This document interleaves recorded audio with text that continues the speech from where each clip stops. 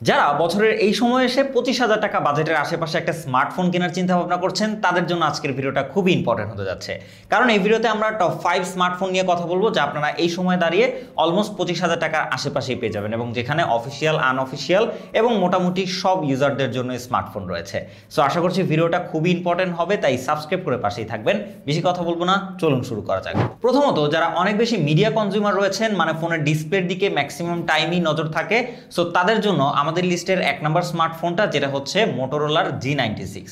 এই ফোনটাতে ব্যবহার করা হয়েছে একটা POLED কার্ভ ডিসপ্লে, যেটা কিন্তু 144 হার্টজের, এবং এর বেজেলটাও কিন্তু খুবই ন্যারো। ওভারঅল ডিসপ্লে এক্সপিরিয়েন্স কিন্তু আপনারা এটা থেকে একদম জোস কোয়ালিটির পাবেন। পারফরম্যান্স সেগমেন্টেও এটাতে কিন্তু স্ন্যাপড্রাগনের 7S Gen 2 এর প্রসেসর ব্যবহার করা হয়েছে, যা 4 ন্যানোমিটার আর্কিটেকচারে বিল্ড করা। সো এইটা থেকে কিন্তু আপনারা বেশ ভালো কোয়ালিটির স্ট্যান্ডার্ড এক্সপিরিয়েন্স পাবেন, মানে টুকটাক আপনারা হেভি ইউজিং এর পাশাপাশি লাইট ওয়েট যে গেমগুলো রয়েছে সেগুলো বেশ ক্লিয়ারলি খেলে ফেলতে পারবেন এই স্মার্টফোনটা দিয়ে। এছাড়াও ক্যামেরা সেগমেন্টেও কিন্তু এইটা বেশ স্ট্যান্ডার্ড কোয়ালিটির আউটপুট দিয়ে থাকে। 50 মেগাপিক্সেলের মেইন সেন্সর এবং 8 মেগাপিক্সেলের একটা আলট্রা ওয়াইড লেন্স রয়েছে, অ্যান্ড ফ্রন্টে রয়েছে 32 মেগাপিক্সেলের ফ্রন্ট ক্যামেরা। সো যারা অনেক বেশি ভিডিও কলে কথা বলেন বা ফ্রন্ট ক্যামেরা দিয়ে ছবি তোলেন, তাদের জন্য কিন্তু বেশ হাই কোয়ালিটির পিকচার আউটপুট দিতে পারবে এর ফ্রন্ট ক্যামেরাটা। সবশেষে এই স্লিম ফোনটাতেও আপনারা পাচ্ছেন 5500 mAh এর ব্যাটারি উইথ 33 ওয়াটের ফাস্ট চার্জিং সাপোর্ট। সবকিছু মিলিয়ে বলবো যে যারা হচ্ছে মিডিয়া কনজিউমার রয়েছেন, পাতলা ফোন খুঁজেন কার্ভ ডিসপ্লে সহ, এবং ব্যাটারিটাও মোটামুটি সারাদিন পার করার মতো হতে হবে, তাদের জন্য কিন্তু এটা বেশ ভালো চয়েস। নাম্বার 2তে একটা ব্যালেন্স ফোনের কথা আপনাদেরকে বলবো, যেটা মোটামুটি একটু ইউনিকনেস এবং পাশাপাশি একটা ডিফারেন্ট ইউআই প্রোভাইড করবে আপনাকে। মডেলটা হচ্ছে CMF2 Pro। So nothing phone নিয়ে নতুন করে কিছু বলার নেই, তাদের ইউআই এর কথা সবাই জানেন। এই ফোনটাতে ব্যবহার করা হয়েছে একটা 120 হার্টজের অ্যামোলেড ডিসপ্লে, যা কিন্তু 3000 নিটস পর্যন্ত পিক ব্রাইটনেস দিয়ে থাকে, এবং রয়েছে মিডিয়াটেকের ডায়মেনসিটি 7300 Pro চিপসেট, এবং রয়েছে 3 বছরের মেজর ওএস আপডেট। সো মোটামুটি স্ট্যান্ডার্ড প্যাকেজিং আপনারা এইটা থেকে পাবেন, এবং পারফরমেন্সের দিক থেকে বেশ দারুণ এক্সপিরিয়েন্স পাবেন এই বাজেটে। যারা মোটামুটি একটু হেভি ইউজ থেকে শুরু করে মোটামুটি গেম টেম করতে চান দিন শেষে, সো তাদের জন্য কিন্তু এটা বেশ ভালো একটা পারফরমেন্স ডেলিভার করতে পারবে। তার পাশাপাশি ক্যামেরা সেগমেন্টেও এই বাজেটের বেস্ট এক্সপিরিয়েন্সই আপনাকে দিচ্ছে, কারণ এইটাতে ব্যবহার করা হয়েছে 50 মেগাপিক্সেলের মেইন সেন্সর, 50 মেগাপিক্সেলের টেলিফটো লেন্স, এবং 8 মেগাপিক্সেলের একটা ultra wide lens, and finally 16 মেগাপিক্সেলের একটা ফ্রন্ট ক্যামেরা। সো এই বাজেটে কোনো ফোনই আপনারা 50 মেগাপিক্সেলের কোনো টেলিফটো লেন্স পাবেন না। সো এইটা বেশ দারুণ ব্যাপার। সো যার জন্য কিন্তু আপনি প্রত্যেকটা ফোকাল লেন্থ কিন্তু কভার করতে পারবেন এই ফোনের ক্যামেরা দিয়ে, এবং তার পাশাপাশি ফ্রন্ট ক্যামেরাটাও কিন্তু বেশ ভালো স্ট্যান্ডার্ড আউটপুট পাবেন। এছাড়াও 5000 mAh এর ব্যাটারি এবং 33 ওয়াটের ফাস্ট চার্জিং সাপোর্ট রয়েছে। সেক্ষেত্রে আপনারা কিন্তু এটা দিয়ে বেশ স্ট্যান্ডার্ড ব্যাটারি ব্যাকআপও পেয়ে যাচ্ছেন।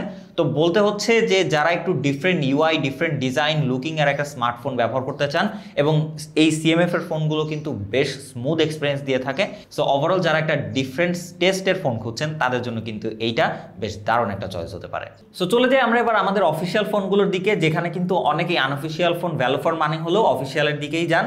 সো তাদের জন্য আমাদের লিস্টে 3-এ যে স্মার্টফোনটি রয়েছে সেটা হচ্ছে Tecno Spark 40 Pro Plus। Officially এই ফোনটা কাটায় 25,000 টাকায় আপনারা পেয়ে যাচ্ছেন।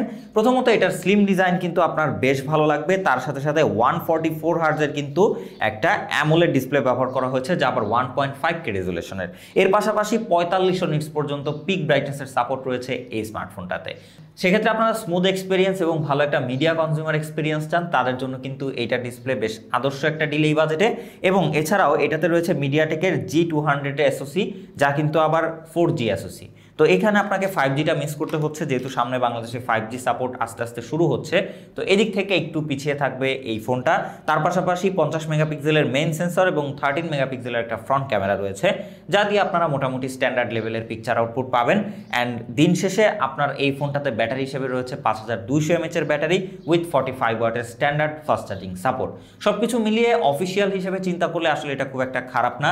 ডিসপ্লে, ব্যাটারি, ডিজাইন এবং ফাইনালি হচ্ছে ক্যামেরা, সব দিক থেকে আপনাকে মোটামুটি স্ট্যান্ডার্ড একটা আউটপুট দিবে, কারণ অফিসিয়াল ফোন আমরা দেখতে গেলে এই বাজেটে আসলে খুব এক্সট্রা অর্ডিনারি তেমন কিছু নাই। ফাইনালি চলে যাব আমাদের লিস্টের 4 নম্বর ফোনটার দিকে। যারা হচ্ছে ব্র্যান্ড ভ্যালু খুঁজেন তাদের জন্য আমাদের লিস্টে রয়েছে স্যামসাং এর A17 5G। এই ফোনটা কিন্তু আপনারা অফিসিয়ালি 25,000 টাকার আশেপাশেই পেয়ে যাচ্ছেন, এবং যাতে কিন্তু রয়েছে একটা 6.7 ইঞ্চির ফুল HD প্লাস 90 হার্টজের সুপার অ্যামোলেড ডিসপ্লে। তবে দুঃখের বিষয় একটাই, এই ডিসপ্লেতে ব্যবহার করা হয়েছে একটা ওয়াটার ড্রপ নচ। সো 2025 সালে সেইটা আসলে কোনোভাবে মেনে নেওয়া যায় না, তাও 25,000 টাকা বাজেটের আশেপাশে একটা স্মার্টফোন থেকে। তাছাড়া ফোনটাতে IP54 এর ওয়াটার এবং ডাস্ট রেসিস্ট্যান্ট থাকায় টুকটাক পানির ছেটা ফোটায় কিছুই হবে না, এবং রয়েছে Exynos 1330 5 ন্যানোমিটার আর্কিটেকচার বিল্ড করা একটা অক্টাকোর প্রসেসর এবং রয়েছে 6GB র্যাম এবং 128GB স্টোরেজ। তাছাড়া এইটার ক্যামেরা সেটআপে কিন্তু টোটাল ট্রিপল ক্যামেরা সেটআপ রয়েছে, 50 মেগাপিক্সেলের মেইন সেন্সর, 5 মেগাপিক্সেলের আল্ট্রা ওয়াইড লেন্স এবং রয়েছে 2 মেগাপিক্সেলের একটা ম্যাক্রো লেন্স। সেদিক থেকে বলতে গেলে ক্যামেরা স্যাম্পল যথেষ্ট ভালো, আপনারা ডে লাইটে খুব ভালো পিকচার আউটপুট পাবেন, কারণ এর আল্ট্রা ওয়াইড এবং মেইন সেন্সর থেকে বেশ দারুণ কোয়ালিটির পিকচার পাওয়া যায়, যথেষ্ট ডিটেল, এবং স্যামসাংয়ের কালার সাইন বেশ দারুণ।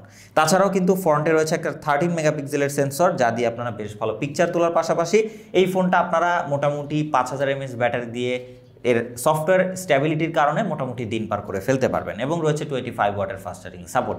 স্যামসাংয়ে আসলে অনেক হাই ওয়াট চার্জিং থাকে না বা অনেক বেশি ব্যাটারি এই ফোনগুলোতে খুব একটা থাকে না, সো এইখানে আপনাকে একটু স্যাক্রিফাইস করতে হবে। আদারওয়াইজ এই ফোনটা নেওয়ার কারণ যদি আমি বলি আপনাদেরকে, বা সাজেস্ট করার কারণ যদি বলি, সেক্ষেত্রে হচ্ছে স্যামসাংয়ের ব্র্যান্ড ভ্যালু এবং স্যামসাংয়ের রিলায়েবল সফটওয়্যার এবং স্মুথ এক্সপিরিয়েন্স। তো যারা লং ডে ব্যবহার করতে চান বা লং টাইম ব্যবহার করতে চান, এটাতে 6 বছরের মেজর ওএস আপডেট পাবেন। সো আপনি এই মুহূর্তে নিলেও অ্যান্ড্রয়েড 21 পর্যন্ত কিন্তু লেটেস্ট অ্যান্ড্রয়েডের সাপোর্টে থাকতে পারবেন এই ফোনটা কিনে। সবশেষে আমাদের লিস্টের নাম্বার 5-এ যে স্মার্টফোনটা রয়েছে, মানে সবার শেষে, সেটাও একটা অফিসিয়াল ফোন এবং সেটা হচ্ছে ওয়ানপ্লাসের তরফ থেকে Nord C4 light 5G smartphone. এটা অবশ্যই সো অফিসিয়াল এখানে 5G স্মার্টফোন হয়, এটা থেকে আপনারা মোটামুটি একটা ফিউচার প্রুফ এক্সপিরিয়েন্স পাবেন, কারণ সামনে যেহেতু 5G আস্তে আস্তে অ্যাভেলেবেল হচ্ছে। সেদিক থেকে 24,000 টাকার আশেপাশে এই ফোনটা আপনারা পেয়ে যাবেন, যেটাতে রয়েছে 6.67 ইঞ্চির একটা ফুল HD প্লাস 120 হার্জের অ্যামোলেড ডিসপ্লে। তার পাশাপাশি এটাতে কিন্তু আপনারা স্ন্যাপড্রাগনের প্রসেসর পাচ্ছেন, স্ন্যাপড্রাগন 695। তো এইটা কিন্তু খুব একটা খারাপ না, এটা বেশ ভালো একটা চিপসেট, এই বাজেটের মধ্যে যথেষ্ট স্ট্যান্ডার্ড এক্সপিরিয়েন্স দিবে। এবং অনেকেরই কিন্তু ডায়মেনসিটি প্রসেসরগুলো খুব একটা ভালো লাগে না, বা এক্সিনোসের প্রসেসর ভালো লাগে না, স্ন্যাপড্রাগনের প্রসেসর নিতে চান, তাদের জন্য এইটা বেশ সাজেস্টেবল একটা ফোন। তার পাশাপাশি 8/256GB স্টোরেজ রয়েছে এবং এটাতে কিন্তু 50 মেগাপিক্সেলের মেইন সেন্সর, 2 মেগাপিক্সেলের একটা ডেপথ সেন্সর রয়েছে এবং 16 মেগাপিক্সেলের সেলফি ক্যামেরা রয়েছে।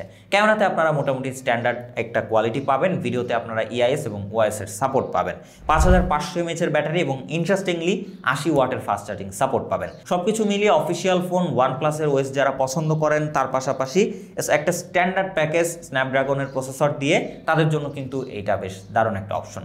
সবকিছু মিলিয়ে আমাদের প্রত্যেকটা স্মার্টফোনই কিন্তু প্রত্যেকটা ডিফারেন্ট ইউজারের জন্য অফিসিয়াল, আনঅফিসিয়াল, স্ট্যান্ডার্ড বা পারফরমেন্স সেন্ট্রিক বা ডিসপ্লে বা মিডিয়া কনজিউমার সেন্ট্রিক। সো আপনার এখানে দরকারটা বুঝে আপনি এই লিস্ট থেকে যে কোনোটা চুজ করতে পারেন। সো আনঅফিসিয়ালের দিকে গেলে একটু বেশি ভ্যালু ফর মানি পাবেন, আবার অফিসিয়ালের দিকে গেলে ব্র্যান্ড ভ্যালু, তার সাথে সাথে ওয়ারেন্টির বিষয়টা পাচ্ছেন। সো এটা টোটালি আপনার ডিসিশন যে আপনি কোনটা নেবেন। ভিডিওটা ভালো লেগে থাকলে like, comment, share and subscribe করে পাশে থাকবেন। অ্যান্ড এর মধ্যে সব থেকে বেশি বেস্ট ভ্যালু ফর মানি কোন ফোনটা মনে হয়েছে আপনার কাছে, সেটাও আমাদেরকে কমেন্ট করে জানাবেন। দেখা হচ্ছে নেক্সট কোনো ভিডিওতে, সেই পর্যন্ত খোদা হাফেজ।